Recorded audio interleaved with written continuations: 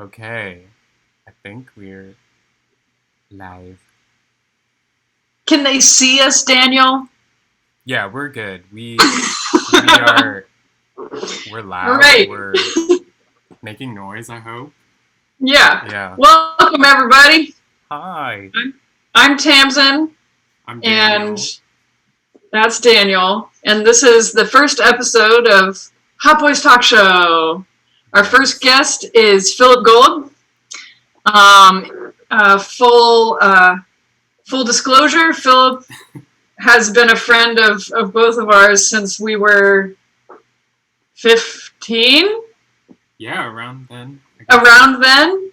Many years ago. Since high school, we all did the LA Phil Young Composer Fellowship Program together. We've been good friends since. Phillip is a crazy pianist. He's a composer. He puts stuff together. Sometimes he plays little dinky things also on the piano. He seems to like to do that. How about you tell us what you do, Phillip? How would you describe what you make and what you're wanting to do? Yeah, it's hard to describe yourself, but as I'm sure both of you know, I usually say that I'm in the field of experimental improvised music broadly. It's the kind of best phrase I've come across. But I'm a pianist and composer. I write more and more these days for myself and my friends, and my band and different formations of my own band. I play in other people's bands and play their music. I also, write for new music ensembles. That kind of scene. I'm sure we'll be talking about. Yeah, definitely air quotes for like many reasons. Less and less these days, but also in that context, increasingly just like doing that for people I know.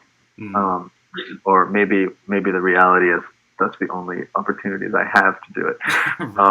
The truth is somewhere. The truth is somewhere between those, probably. Yeah. Yeah. I don't know. Do you feel like you have a preferred way to work? It sounded like you're saying maybe more that new music is like waning, but are there things you'd rather do in that constellation of stuff? Or? I just like working with people very closely for a long amount of time, very deeply on stuff. And so it's not that I prefer music that is like this or that's this scene or these institutions or these people so much as I really like taking deep dives with people and developing deep relationships. And in my experience, that doesn't happen a lot in the like proper new music world. It's just the economic setup of that world does not usually lead to that kind of music making. And there are exceptions to that. There's people I know who feel the same way about music but do participate in that world and do it, successfully. But my experience has been that it's very hard to create that. I'm not someone who likes to make a score, pass it off, and let people deal with it. I want to be there in the room. I want to work on the sound, work on the whatever it is. For me, since I was in that program with you guys, I probably wouldn't have said that. I probably wasn't like that. But that's been definitely a development. Yeah. In the last 15 years or whatever it's been. Yeah. Because we're almost 30. So that sort of leads to some questions about that we were thinking about having to do with your recent Christmas album. There's many questions about that, but I wanted to know, how long did you spend recording Committee to Save Christmas? So the Committee to Save Christmas, which for those who haven't heard it, came out one track at a time in the 17 days leading up to Christmas Day, and it also one 4x4 square of the album art was also revealed every day up until also on the official on the Bandcamp page of the album. Oh, really? Yeah, I updated it every day. It was made all with sounds from my Rhodes, my Fender Rhodes, and this Casio Tone 401 keyboard, which is like it's a really ancient keyboard. It's like one of the Casios today are like known for being like little like toy things. They have little beatboxes in them, and like this was like the original version of that. So it has little drum machines and little really bad sounds and things. And then I also had some guitar pedals, which I was pumping those through, and some digital effects and things.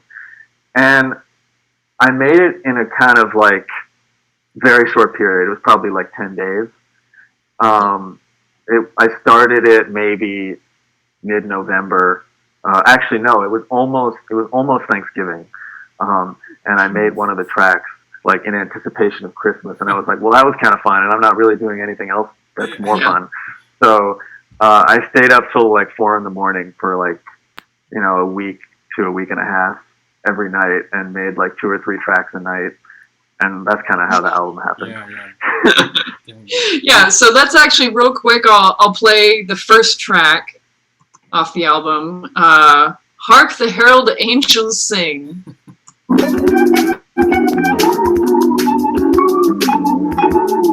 Oh wait, it's a little bit further into it. Sorry, let me start it over again.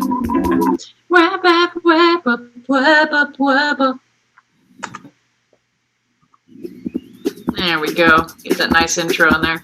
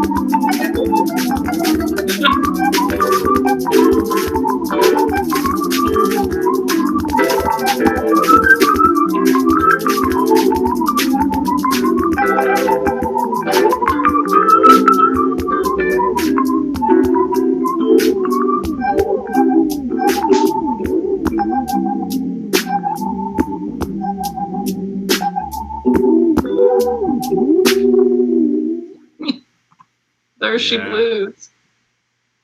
I enjoy the ending like a ton. Like the slow. We get into it. I mean, we had. Part of the fun of it. Go ahead. Yeah.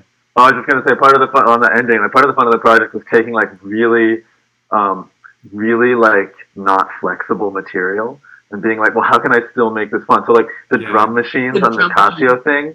Yeah. It's like a repeating loop that is like incessant and like there's a tempo knob though, so you can play the tempo knob. Oh, that's why you did that. Like, you can like actually play it like it's an instrument.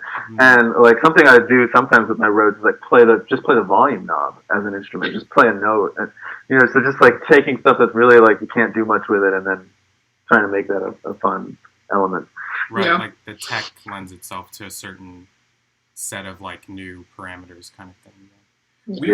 Because we were wondering like how it's made, and it's cool to hear that it's like very specific tech that's sort of informing how you're gonna make the work. I guess the question of the technical leads us then to also think, like I find myself like really having fun listening to it, or like, it's like funny, and even your album art is like very like You leaning can a jab into, at Fender. yeah, an apple, An apple. and Christmas to go all the way. Yes. But like, yeah, I guess I'm wondering like what other layers of the album you're feeling like are in there, because it sounds like there is a layer that's like maybe like parody, but there's also just fun within it, or this spontaneity that you're bringing with your performance. So I wonder if there's other layers of it that you see within it, or if it's kind of like parody and performance mainly, or... Yeah. I mean, there's a few things, I think. I think the main thing is that these are songs that we all know. And so, I've made other music, which I haven't put out yet, but with the same tools, with the same materials, same instruments, and like kind of palette. But that's just like original music.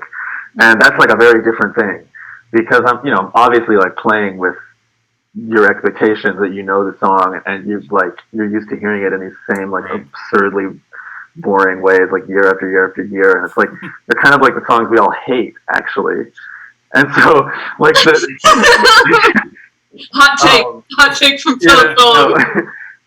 no, it's like an album of 17 songs you never want to hear. Yeah.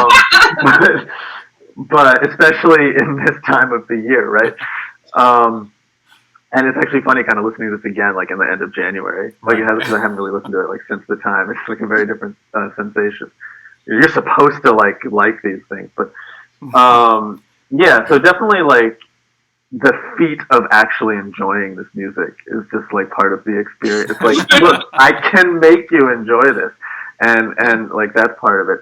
I think what you alluded to it also, like there's definitely like a part of it that's, I don't want to get too like whatever about it, but the album art says North Pole Corporation, and like yeah.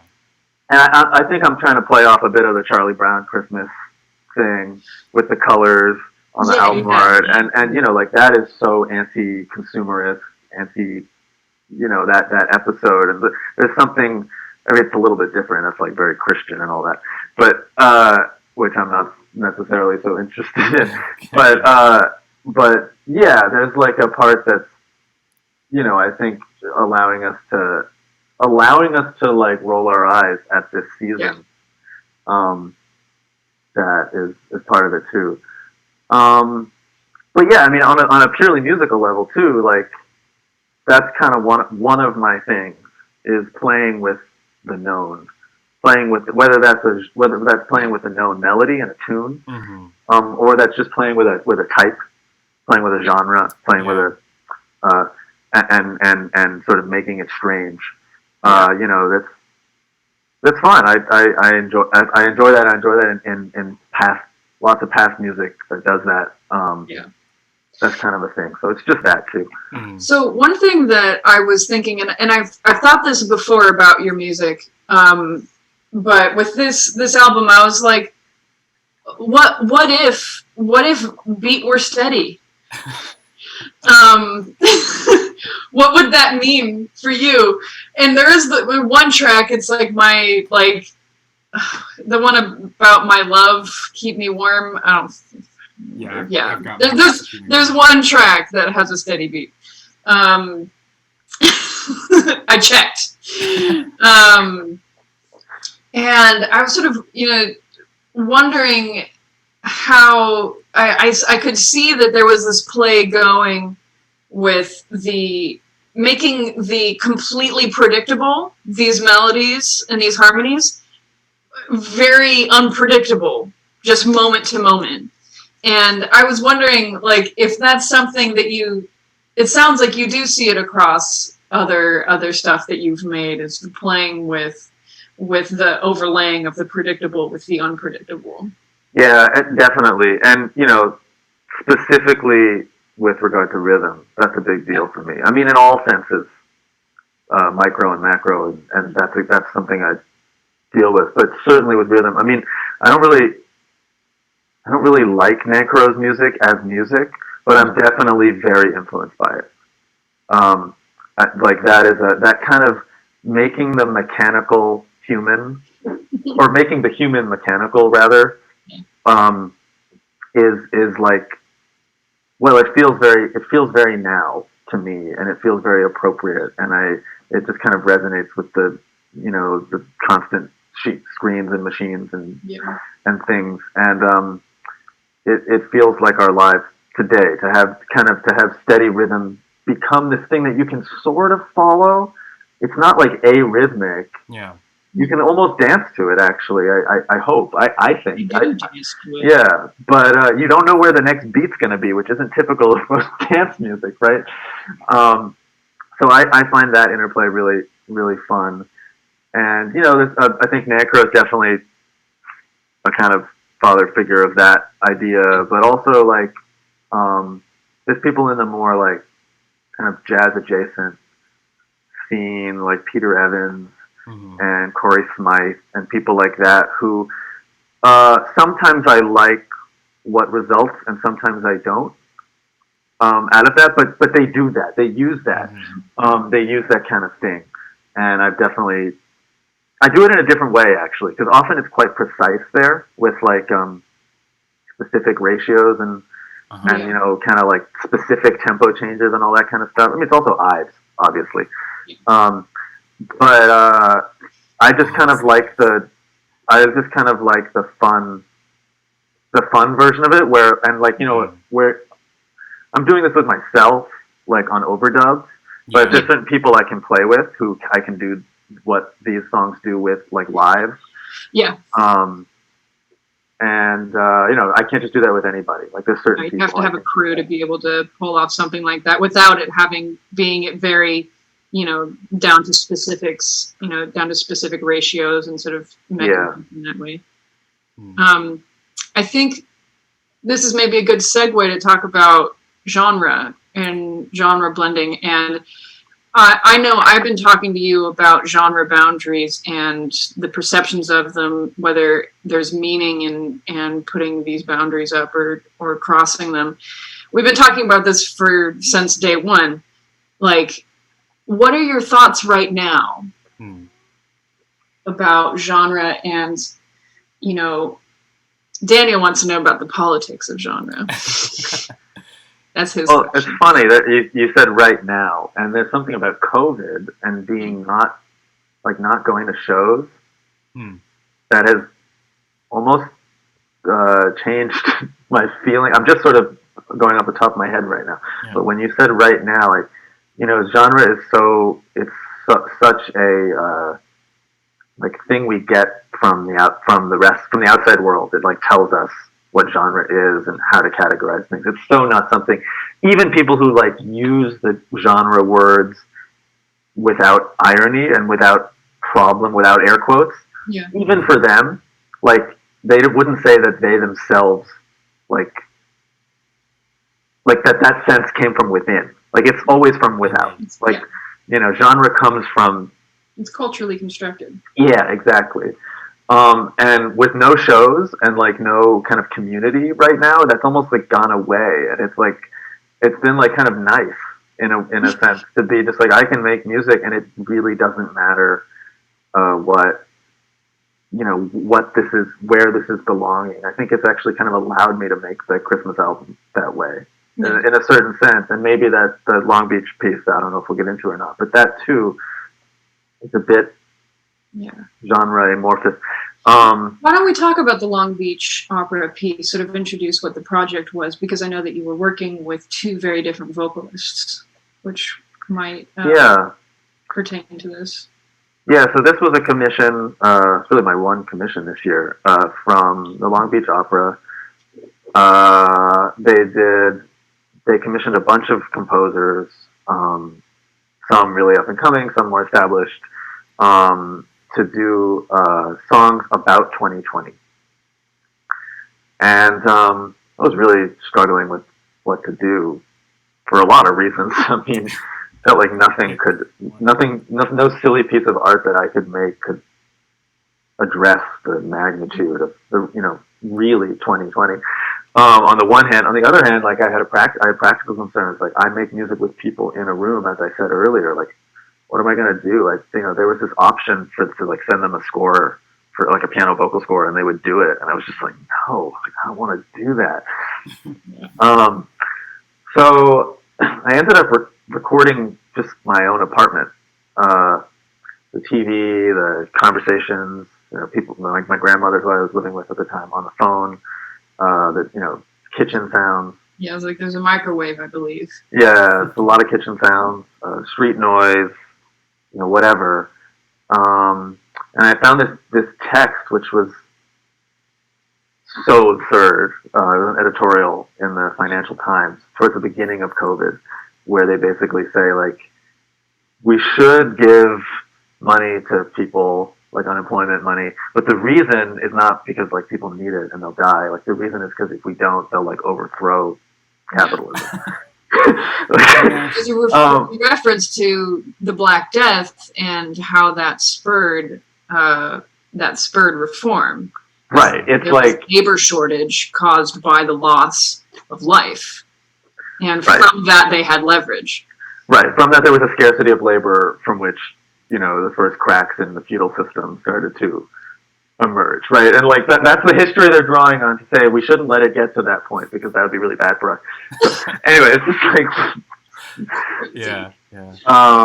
So I had this, I had an operatic singer that I've known sing that text in a sort of very dramatic way, and then there's a non-operatic singer who worked with a lot as well, who basically goes names. Yes, Kelly Guerra, operatic singer, and Eden Germa, the non-operatic singer, and yeah, Eden is sort of present throughout, but not the primary feature, and Eden basically playing with this sense of being scarred and being scared, and that kind of wordplay as the generative thing in the piece. Like the op-ed is saying, don't allow like the lower classes and the younger generations to become scarred.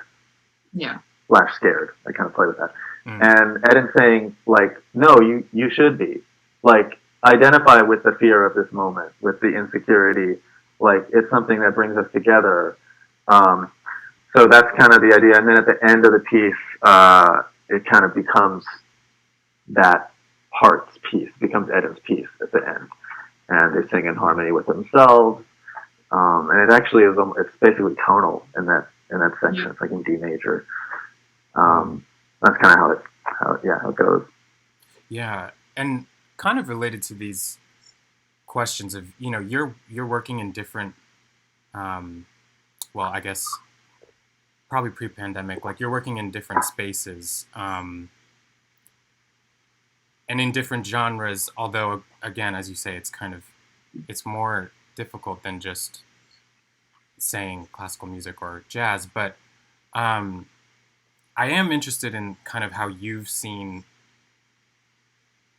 how genre can have a political, like how it can affect people and how it really shapes the possibilities, whether you're making one type of music or the other. And I feel we've had different conversations over the years about how you see different genres playing themselves out and the people that are involved in them, like what they're able to do or what they are allowed to do, given the genre they're in. And of course as you said, you're working against the genre, but at the same time, it feels like there are real world kind of constraints that come from these. So I'm wondering, like, if you, like, how you map out today, how you map out like the relation of classical music to jazz, if there are thinkers that have really helped you with that, or if there are, artists who kind of exemplify working within and without those the genre. Yeah. Yeah. It's a hard, it's probably a really deep one, but I mean, genre determines who gets funding, Right. Being seen as in the genre or not. It determines who gets institutional backing, who has opportunity to do graduate work, and Yeah. and all that kind of stuff is, we know it's not news to anyone. I guess I mean, in terms of thinkers, George Lewis is that amazing essay, Astrological and Neurological Perspectives, is pretty foundational on this question. But it's also kind of amazing because there hasn't really been a lot, that's still the essay on this topic, and it's right. 30 years old at this point. Yeah. And that's kind of really disappointing because I feel like this question does need. There's a lot of people who know that this is an issue, but not actually. And maybe I just haven't come across it, but I feel like there hasn't been an important an update. Yeah. To that essay, it's still the essay we go back to, and that feels like a problem to me. Right, and I think Lewis has said recently that is a problem, that people just keep working with those labels, and that he might not have even meant to really prescribe labels that people should continue with, set us such a strong precedent. So I think he might agree with you on that there obviously needs to be updating to this concept, but a useful essay, I think, in maybe beginning or continuing that work. I think there are people who are writing on it. I think, but yeah, that essay does seem important. So yeah. I mean, Braxton's a big one for me. Right. As in a lot of ways, but on this question specifically, and part of the reason he's important to me is that he, the way he seems to position himself, both in his writings and when he talks about himself, but also in his music, is he's very clear about his influences and that he has influences. Yeah. That he belongs to lineages, and they're different things. Yeah. It's Stockhausen floating outside somehow, or trying to forge some kind of language path. It's fessing up. Because genre is very useful in some sense, which is that it gives context and it gives a situatedness that is really helpful to listeners. It's helpful to yourself. It's like a way to communicate with your audience. It's like if they know the other things in your genre, then you can communicate with them. Yeah. Because you have common reference points, and all that syntax can be understood. So genre is important, actually. Yeah. It's important for making meaning in your music. It's just that the genres we're given as the ones to choose from suck, and are really, they not only suck, they're racist. Racially delineated, economically delineated, Yeah, so but it's not that that thing that genre kind of does well, and is in theory useful for, that's good, and I think it's on us as individual artists, or actually more as communities of artists, also to develop those things. And so I prefer to think of lineages of influence that can be overlapping and that can be shared in different ways. But I think of Braxton being influenced by Warren Marsh, but also Stockhausen. Yeah. And Lee Konitz, but also Muhal, Richard Abrams. It's that's the genre that he's in, and that I know how to read his music in.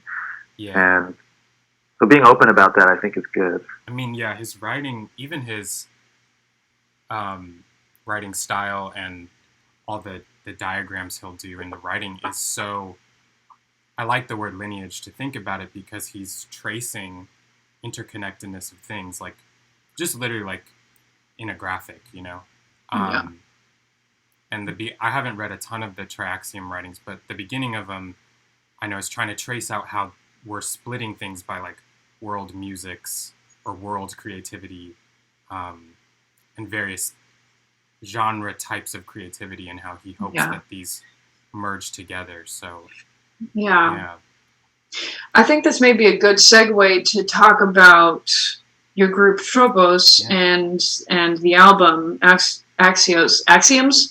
God, I keep squishing together tropos and axioms, and I call it axios. That's my brain. Good. So tell us about your band. Yeah, so I mean, my band has gone through a few iterations. Really, it's me and my co-leader Mario Lane Fabrizio, who is a composer and drummer, percussionist, lives in Cambridge, Massachusetts, and what Tropos really is it's our collaboration. It's when we make music together. That's Tropos, and we, I think, are each other's closest musical collaborators, and challenge each other, and have developed a lot of common vocabulary together. So Tropos is the entity where all of that happens. And this, we have some music recorded that's going to come out this year, and we're working on new music that we're also planning on recording this year. But this first record that we put out, it's currently our only record that's out in our name, is 5 compositions by Anthony Braxton, or is it 6? Maybe 6 compositions by Anthony Braxton. 6, yeah. And then 5 of our own compositions, which are sort of in dialogue with Braxton in various ways. So that's where the title of the album comes, Axioms from Triaxiom. And 75 AB, because it came out the 75th year of AB, Anthony Braxton's birth year, and that's how he titled his pieces. Yeah, so he would title his pieces, a number and a letter. Yeah. And it was almost like opus number, and so we're riffing on that a bit. Mm-hmm. The band is a quintet: Mario, myself, and then Lila Smith, vocalist, who really sings as an instrument. She's an instrumentalist in this band. She has a whole other pop music career, like as a pop singer, which you should definitely check out. Running on Everything is what it's called. But in this context, she is like an instrumentalist.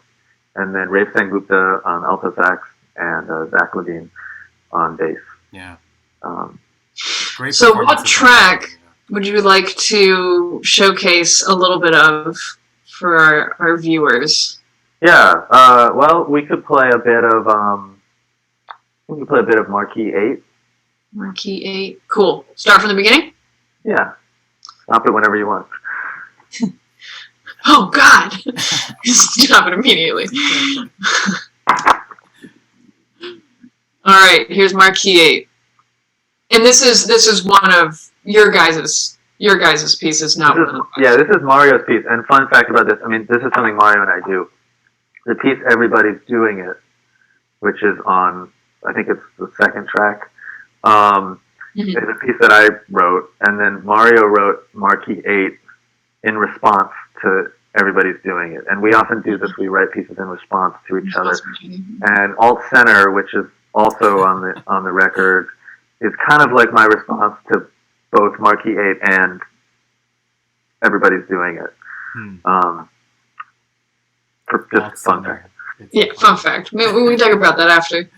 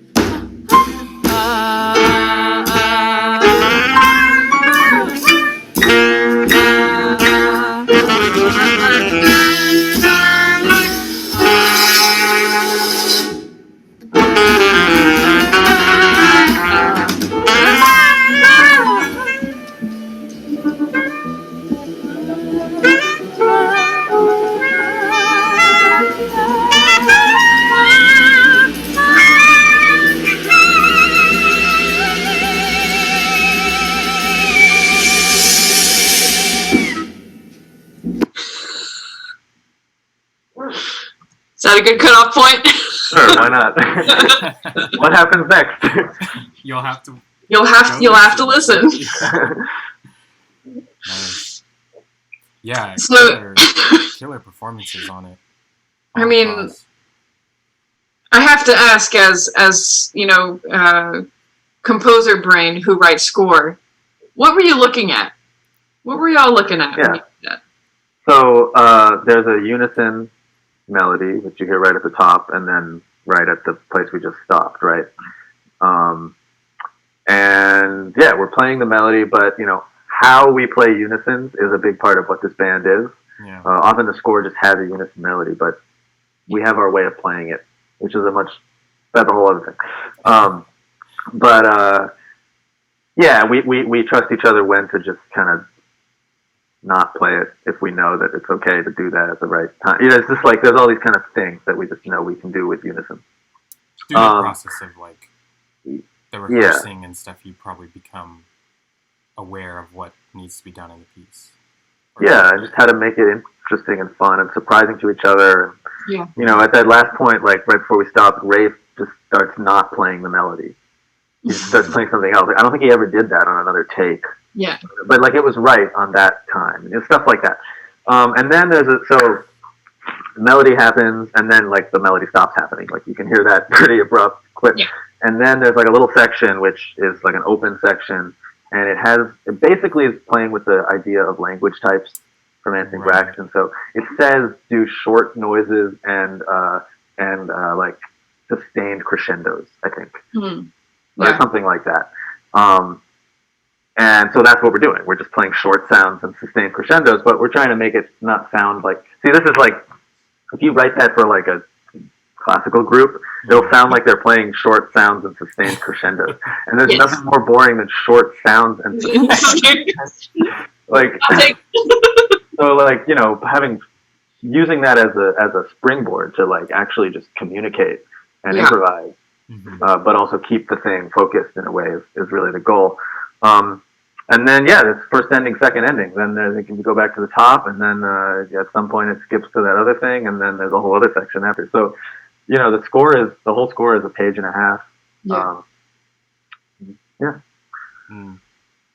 And the Braxton pieces you chose for this album have a similar, or a few of them I know have like similar way of going through them. Is that correct? Like you'll play it unison together, and then it kind of moves on. Yeah. So I mean, the Braxton pieces we picked for the record are mostly from the '70s, mm-hmm. that kind of classic period on Arista, and most of the pieces are also unison line melodies, and not all of our compositions work that way.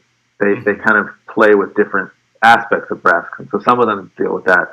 But what's different is, Braxton would usually play these really long sets, like an hour long. And the whole, like he'd have his book of tunes or compositions that his band would know. And he would just go into them or call one up, and the band would know it. And it was kind of like they'd make a whole hour long set, and they would just stitch together like 6 or 7 pieces, and they would improvise out of the song and then into somewhere else, and then just start the next song. And so we're doing something a bit different. And so our pieces, they usually don't just go head solo head. Yeah. They usually there's some form built into the composition that with some sort of the melody comes back, but then it's altered or it's elongated or it's whatever. So that kind of thing is usually written in, which is not like the Braxton pieces. The Braxton pieces usually don't have those kind of formal things for the whole performance, predetermined. Right. Because as you read the prose that goes with them, it feels like he's saying, as you said, they're for a specific, his sets, and they're to be interchangeable. But also, I think he does have language in there that's kind of like, it's also important. He says something kind of like, it's important to not take any of the like boundaries too seriously or allow them to become something else, but it's almost just like stay kind of within what I wrote down, but take the liberty where you want. So it seems still aligned to do these pieces kind of as one track, but alter the form to your liking. It seems like it's kind of in spirit with what he'd written. So yeah. Mm. Yeah, and we found our way of playing each one. I mean, Right. This is the thing, is like we rehearsed for this record a lot. Right. This is something that I think is often misunderstood by, actually, I shouldn't say by a certain group of people, but actually by all sorts of people. That like, you know, we just went in the studio and did this because we're improvisers and whatever. We rehearsed for like 5 hours a day for 2 weeks, like for this record. Even though it's mostly improvisation. And so like we had I wouldn't say they were arrangements, but we had our way of playing these pieces, both our original pieces and the Braxton pieces. And that process of rehearsal is crucial to the way this music sounds. It evolved during that rehearsal process, and it found its footing. And, you know, that's true for the Braxton pieces as much as it is for our compositions. You know, there's something that you write on the paper, and that's meant to, I mean, the more and more, like, I think of this even when I'm not working with improvisers, that, you know, that people often make this dichotomy between, is a score, what are the two words they use? Is it prescriptive or descriptive, right? Or, I haven't been in school for a long time. You guys probably know. But, you know, like, does it describe a series of instructions, or does it describe the sound that occurs? That's basically the two options. And more, I try to think actually kind of another option, which is it's a guide for what to do in rehearsal. Yeah. Or what to do when you're practicing, if it's a solo piece. Or, you know, it's meant to lead you through a process of coming to a performance. It's not sound or instruction. And that's very obvious when working with improvisers, because you have to write just the right amount of stuff on the page that there's going to be discovery in the rehearsal process. But I actually want that to be true in a fully notated score as well, which is why I struggle with just handing things off to people for a dress rehearsal and a reading. So, sort of rounding things off, sort of going in a bit of a different direction, I know that you are very involved in this new organization, the Music Workers Alliance. Could you sort of explain how, when that came about, what it is, why it's important? Yeah. So I got involved right around when the shutdown hit. A bunch of other people did around then too. The organization actually existed for about a year before that. But basically what we're trying to do is build kind of an alt union.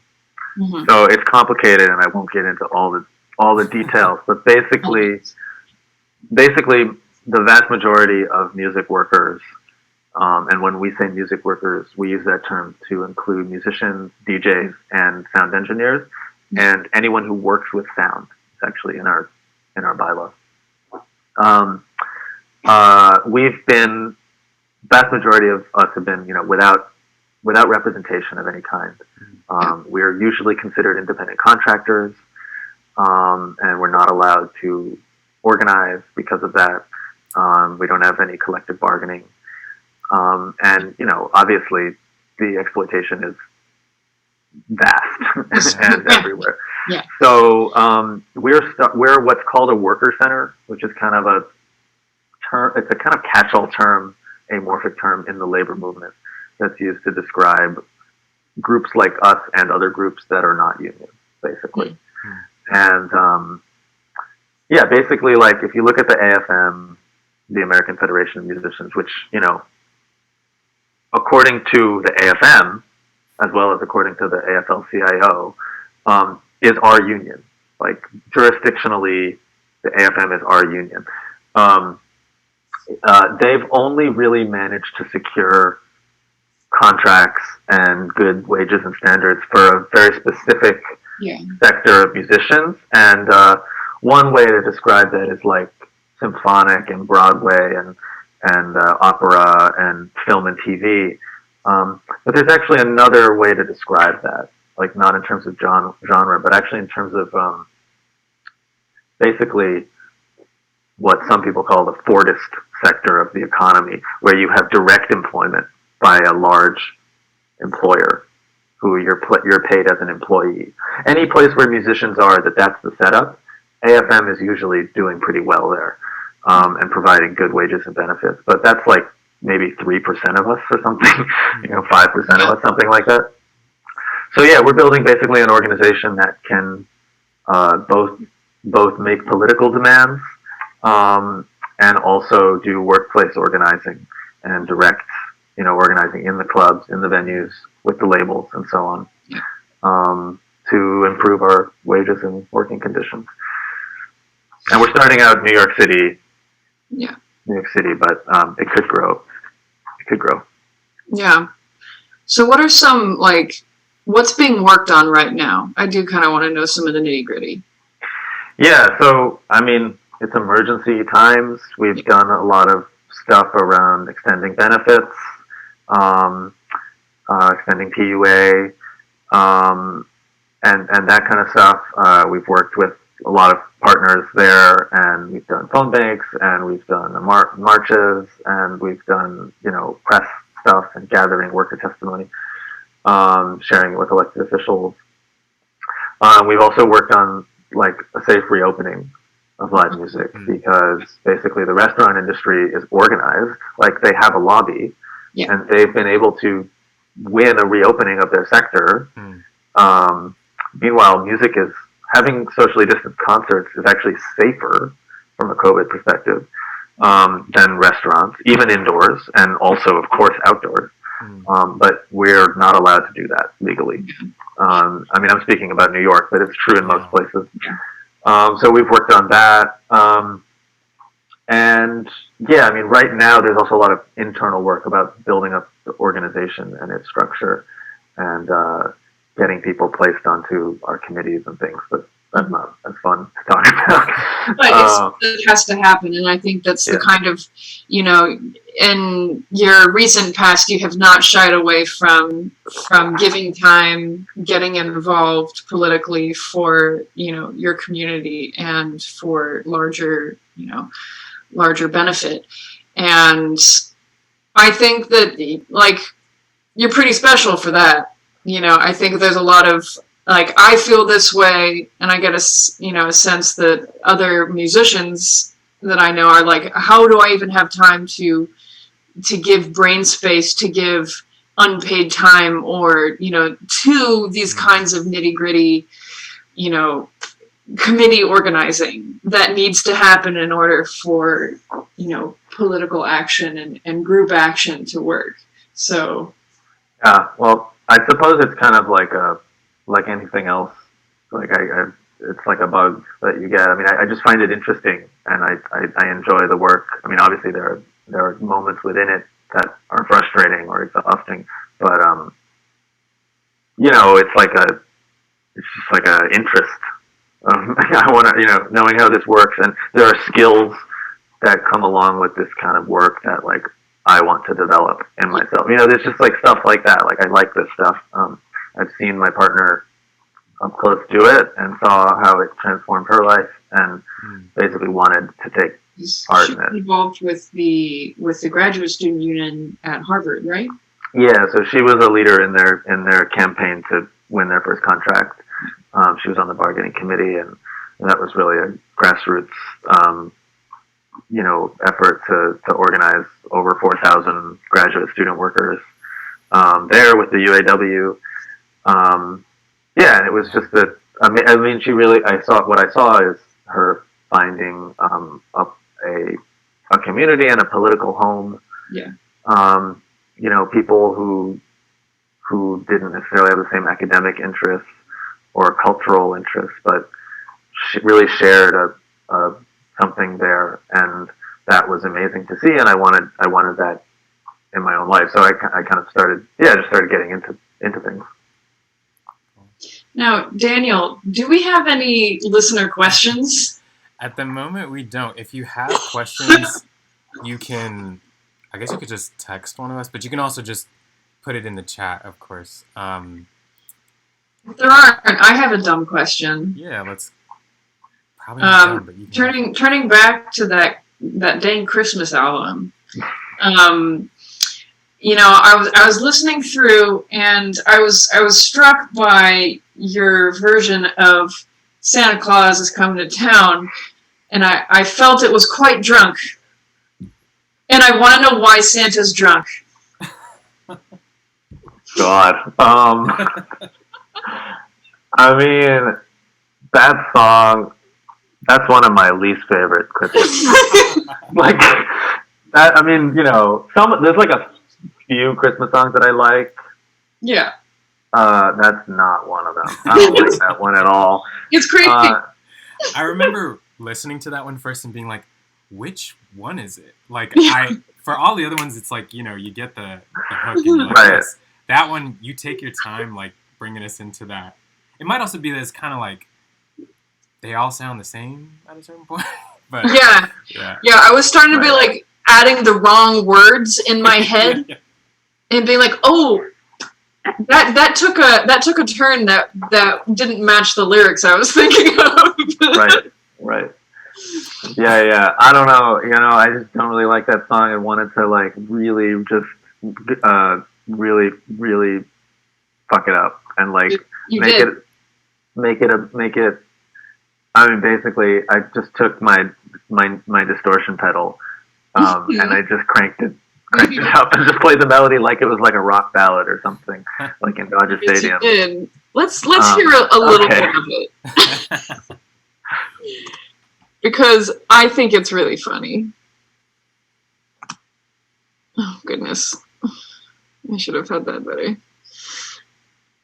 Keep talking. Yeah, your mom is requesting the Santa Claus Coming to Town, so. Oh, good. Thank you, Mom. Well, it's a really creepy song. It is. I'll see you when you're sleeping. Yeah, it's freaky as hell. Yeah. I felt the urge to pull out the lighter and sway at a certain point. Right. And I find that remarkable that you did that with this song that you apparently hate. Yeah, what are the ones we like, though? Let's hear a little bit.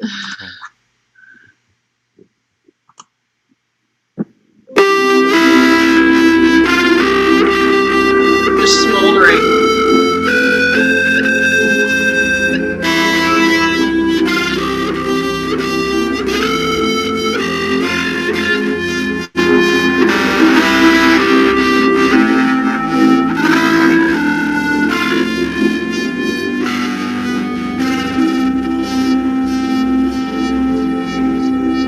Angelic background.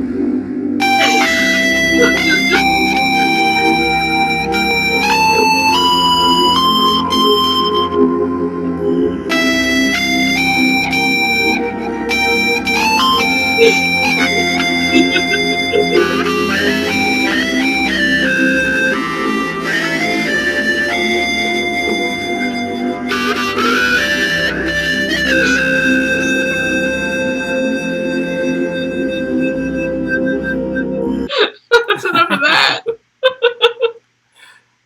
Oh man, lovely. I get that, like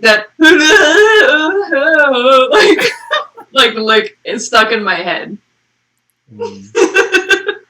I'm very sorry about that. Should be. Now it is 5:55. How about we take a little break and then we're going to talk about something completely different. Okay. Okay. All right, awesome. We'll be back in 5. All right.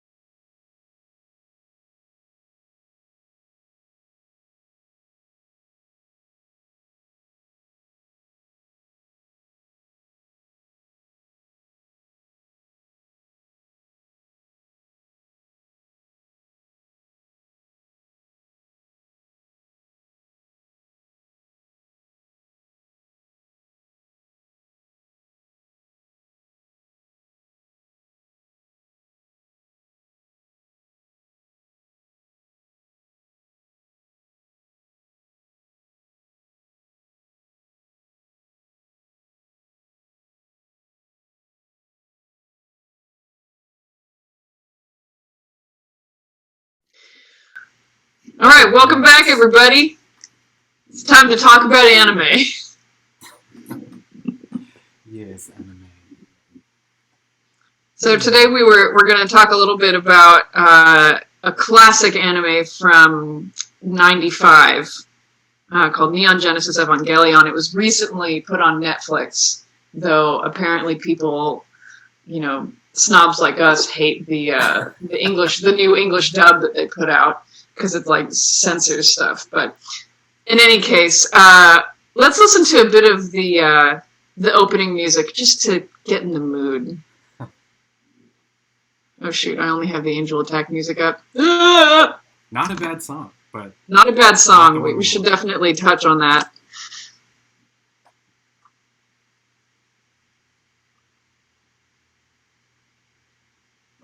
Gosh dang it. Oh no!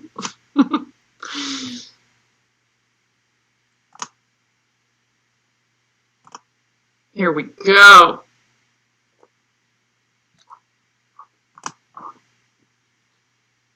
残酷な天使のように少年よ神話になる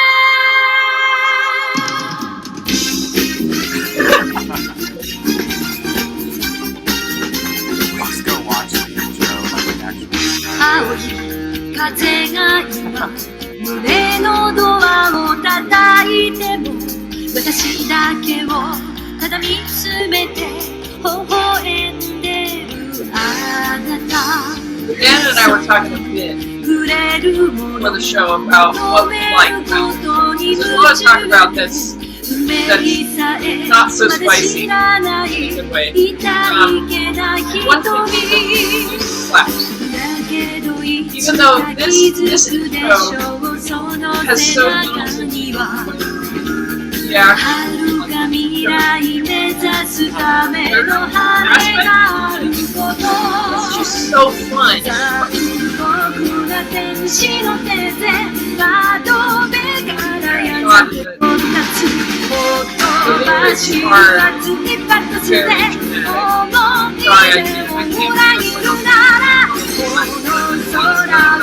Young boy become the hero against death. Yeah. Grammarly, Oh, personal writing assistant. Clear that's emails, the confident end. messages, stronger essays, and more to help you Yeah. All right. Thank you, Grammarly. Not an ad. This is not an ad. We are Not an ad. So, Yeah. Maybe we say... well, quickly yeah, we what should it's say, like, about? Daniel, how would you describe the sort of the setup of Neon Genesis Yeah, Evangelion? so I mean, go watch it first. But the plot is basically centers around a young boy named Shinji, who's living in like a dystopian future in The Tokyo. future of 2015. Yeah, I guess are now, and he the city is being attacked very frequently by these big monsters called angels, and humanity creates these big machines to fight them, and Shinji is one of the pilots. So the story kind of follows him like having to come to grips with the fact he's like one of this, he's trying to save all the people in the city, and he's one of the pilots. Well, the world, yeah. Yeah, the world. So that's like the layer one of the Yeah. story, but the way it's told gets like increasingly abstract Yeah. throughout the season, and some people really hate that it gets more and more abstract, but it starts to go into kind of his like psychological development as a young adult, and He's a young, horny boy. yes, Let's say what it is. say what it is. But it's he really it's shown in a very explicit way at times, like very naked people are in this anime. But then at the same time, it can be very abstract, like, you know, him sitting in an elevator by himself for a full minute, like contemplating who he is, why he's here. Or, you know, as common in anime, the scene of someone just standing at a like empty train station in the summer with like cicadas. Right. Like there's a lot of attention to the thick flavor of boredom. Yeah. Which is, you know, again, maybe one of the things that we like about this, and it sort of is this was a trendsetter of an anime of this kind of slice of life comparison with sort of high drama, large robots fighting. And the music is really good. So Philip, what do you think? Philip has watched the first episode, the first little installment, and it ends right before Shinji is about to get his ass whooped even more by one of the giant angels. He does win, though. He does win. Don't worry about it. Okay. I mean, I didn't know that. I haven't gotten that part. This is like step one. I don't know what I'm stepping into here. I don't know the context of this, but I can say that I enjoyed it. Mm-hmm.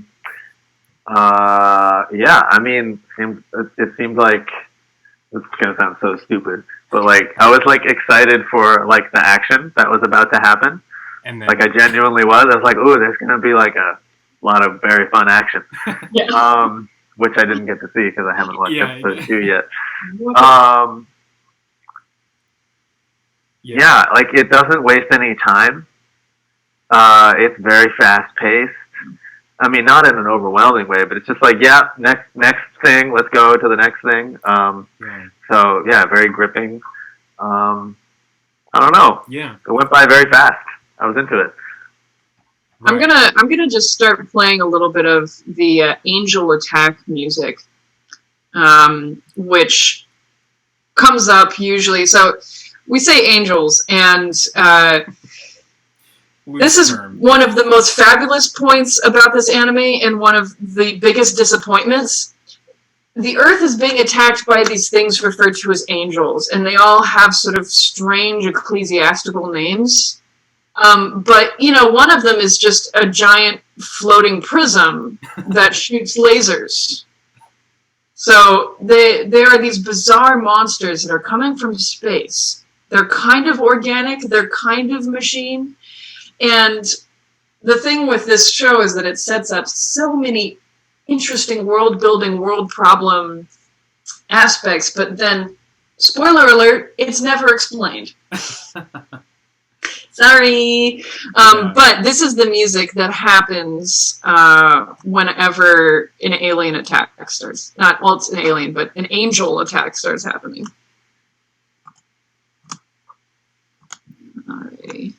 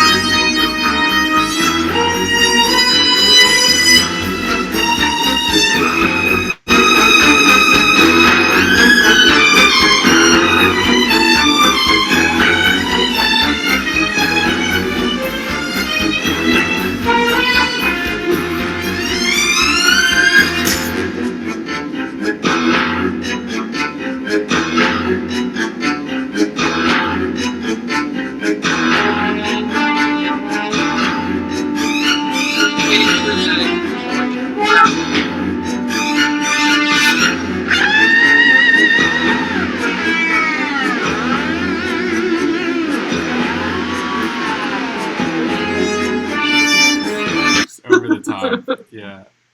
It's awesome. It's lovely. Yeah, I mean, the music is the thing we love about it, I would say. I think... Yeah, and the composer is Shiro Sagisu.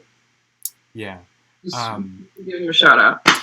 Tons of great, like, like all like the whole soundtrack is really good and all like orchestral kind of stuff. But at the same time, you know, a big part of that whole the angel attack is just the hi-hat. Like the hi-hat really gets you moving in that track. Yeah. Maybe like other things I feel like that are really, I mean, I guess it should be said that this the anime does deal with some really deep sensitive subject matter. I think Shinji goes through a period of like depression, really questioning his own identity, and it gets really existential really quickly. Yeah. Which was in not. The first episode, he's struggling. He keeps saying things like, "Nobody wants me." He has a distant father, you know, who's the head of the like the like deep UN state like organization that builds these mechs to protect the Earth. And you know, right out of the gate, you see him react intensely to, you know, being asked to do something pretty much impossible by his father, and him only wanting his son to be there because he's the only one that can pilot one of these mechs. So that just keeps getting worse. Sorry. Which, it's like it's said that the author or the person writing the storyboards was also going through this kind of a depressive period in his life, and he had gotten really into psychoanalysis, and so he started trying to build this into the anime. That, as you said, Philip, like from the jump, though, it really just reads like a normal anime in the beginning, like fast-paced, getting ready for action, getting action's about to happen. Action. So I think there is some debate about a lot of people felt like the arcs weren't finished by the end of this, by the end of the season, and I think that's where some of the controversy comes from, is like how they chose to end it, and how they also chose later to try to fix the endings.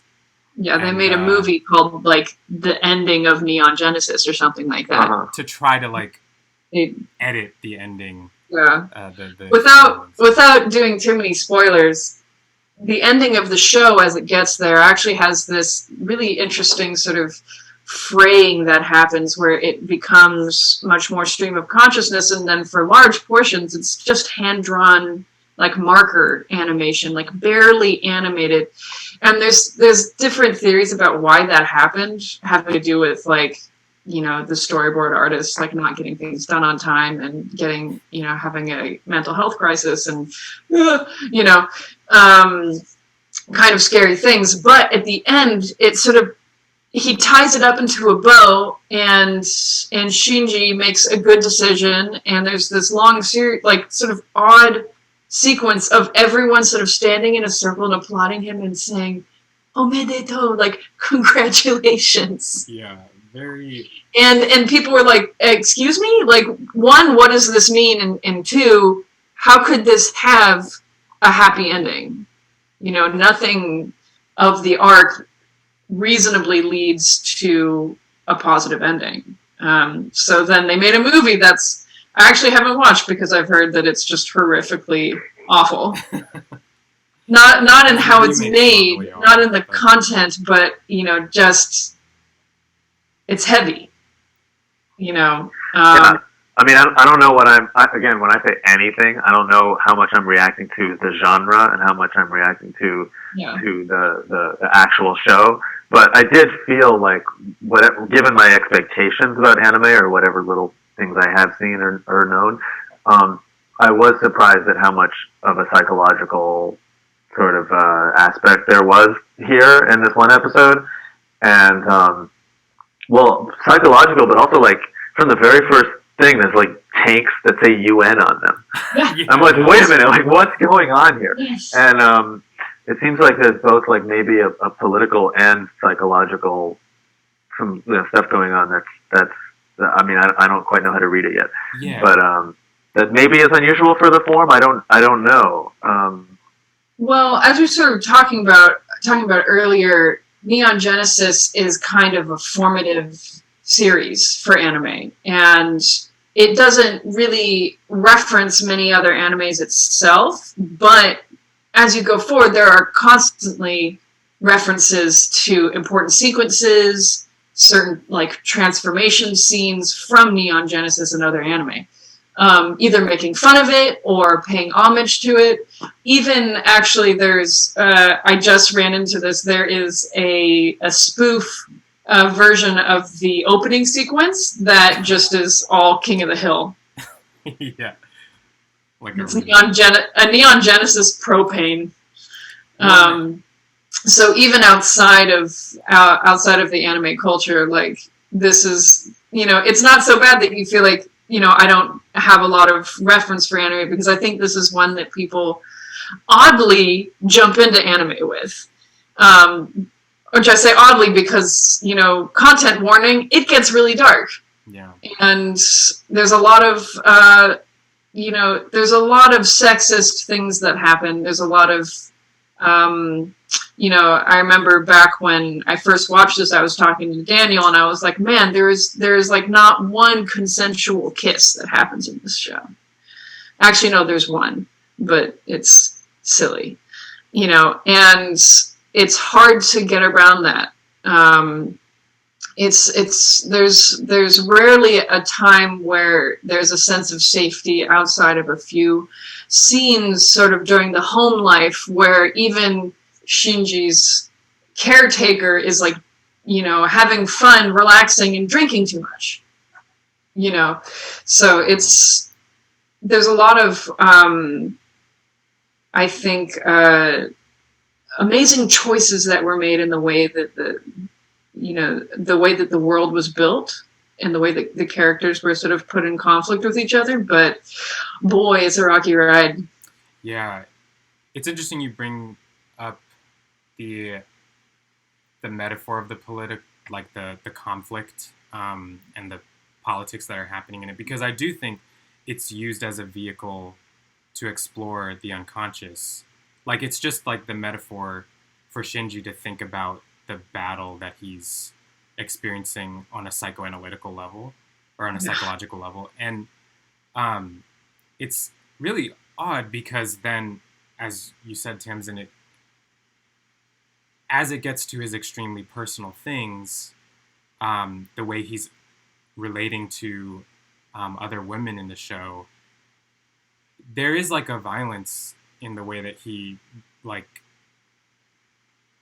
feels he can act with them, and it's strange because it's always like couched in this thing of like innocence, like he's innocent, he's learning, he's finding himself. He's just a boy. He's a young man, it's like not finding his way. There's a lack of like his responsibility in it. And I think that in a way, I mean, I might be wrong in reading this, but I do think that some of Japanese culture has this towing the line of what is acceptable, and what, saying the thing without fully going all the way.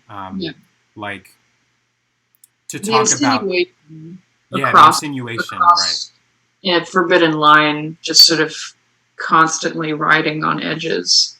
Yeah, so I think that's in there where it's like the political and the personal are like flowing back and forth, and it, I think because of that, it does get into some very murky places where you feel like Shinji shouldn't be doing some of this stuff because it's the lines are blurring.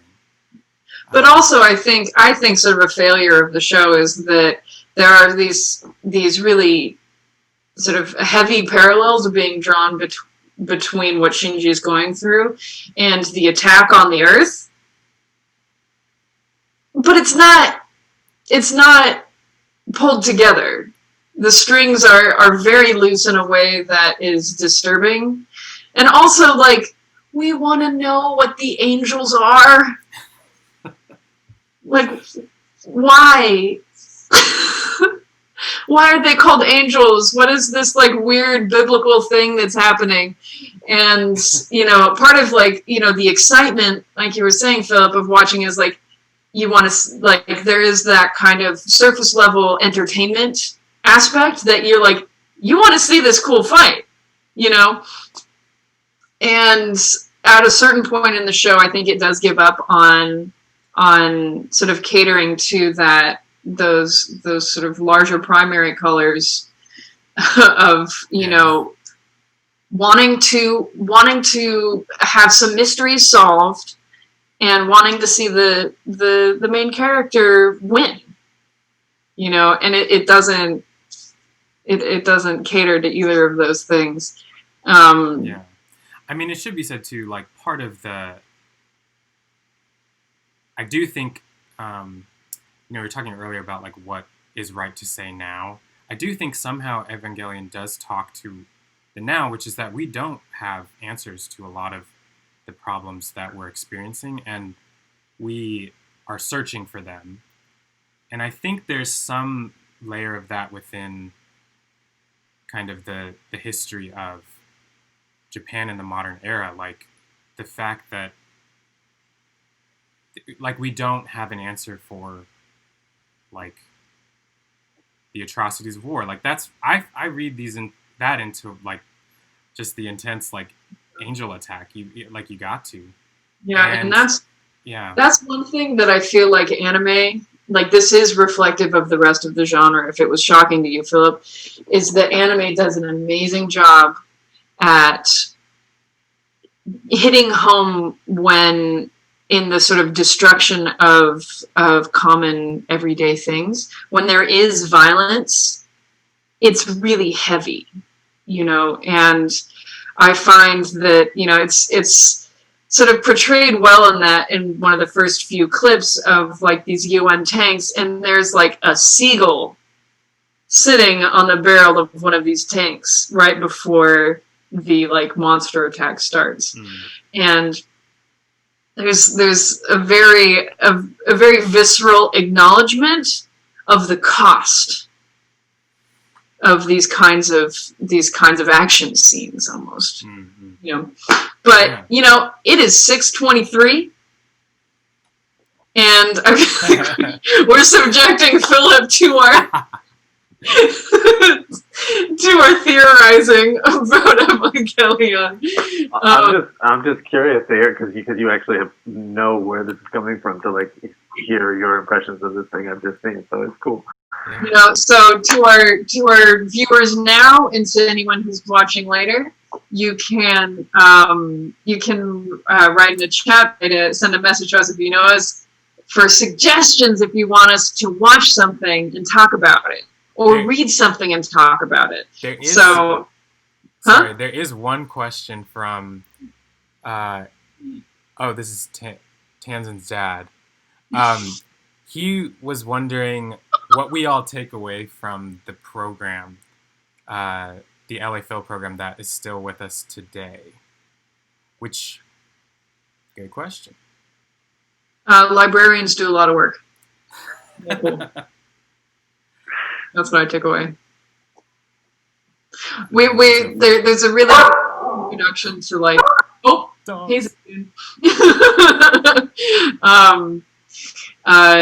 getting to see what an orchestra librarian does, and the intensity of that work and how careful that work is. That was a big deal for me. I sort of, it's what I always remembered.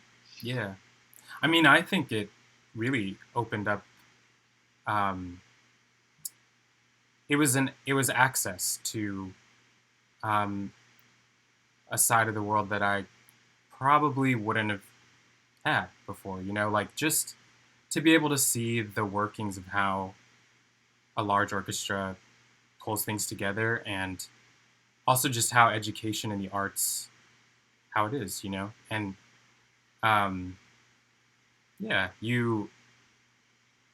think you learn a lot when you're young, but also just looking back on it, I see, I think I like take different things with me now. Initially it was like, you learn a ton about music and learn a ton about instruments. But I think later on now, I just see it as also teaching me about the dynamics of the music industry in a lot of ways, and like where I might find a fit in that. So it's been big. Yeah, I definitely second what Daniel just said, and what Tansen said. I think, I mean, first of all the concerts, just like going out all the concerts was an amazing just musical education. Yeah. I knew a lot of music by the end of high school just because of that. Also, just like I feel like one thing that they emphasized was like knowing instruments. Yeah. You know, like just the way the program was structured and the way we got to work with people, and just like the composing like means you write for instruments. I mean, and for people also. It's like kind of what I've discovered since then. Right. Much more, but like for instruments is also a big part of it, and they really did emphasize that. And I think I really can say I learned that in that program. That like a big part of composing is like what can an instrument do, and then you exploit those capabilities. And I think I learned that in the program to some degree. I mean, and just in a basic sense, like I'm not totally sure I would have become a composer. I mean, without it, I think it's fair to say I hadn't really written that much music before that program. So, you know, it's like not you kind of like you said. Well, it's access, but also license. It was like license to explore that part of myself, and I don't think many. I mean, this is changing a little bit if you're privileged and lucky enough for some people, but certainly then, and I mean now to a large degree too. Like when you're in high school, like there's just not that many opportunities to like. Okay, you can make music, your own music now. Like, go do it. Like, that's just, like, pretty unusual. So. Yeah. I also got to say, we're all three talking right now. Yeah. That's a big takeaway. For sure. You know, I would not have. Yeah, I mean, I might have met you guys because it's a small world, and I was already sort of thinking about going into composition before the program, but hey, my bros, and it's awesome. And on that note, we say goodnight. Thank you, Philip. Thank you for coming in talking with us about what you're doing and what you're thinking, and then listening to us nerd out about. You know. Thanks for having me, and congrats on getting this up and going. I'm excited to watch the next episode and all the future ones. Yeah, and thank you. Who's next? Who's next? Well, should we say who's next? We are in the midst of getting that going. We should check in with her first. We'll check in with her first. Okay. All right. But stay tuned. We'll be announcing our next show soon. All right. Bye, everyone. Right.